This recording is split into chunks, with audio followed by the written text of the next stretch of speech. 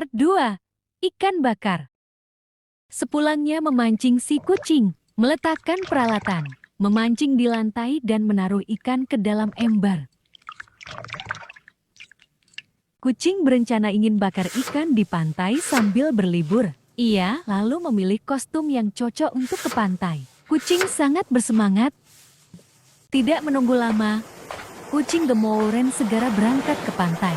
Tak lupa ia membawa ikan besarnya untuk dibakar di tepi pantai. Kucing kegirangan, ekornya bergoyang-goyang.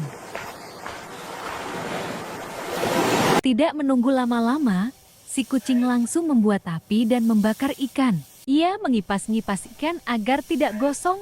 Kelihatannya ikan ini sangat enak. Si kucing SDH tidak sabar untuk menyantapnya. Haha, akhirnya ikan sudah matang. Si kucing langsung melahap ikan bakarnya. Nyam-nyam, ikan sangat lezat. Kucing sangat suka. Ditemani es teh manis kesukaannya, sangat menyegarkan.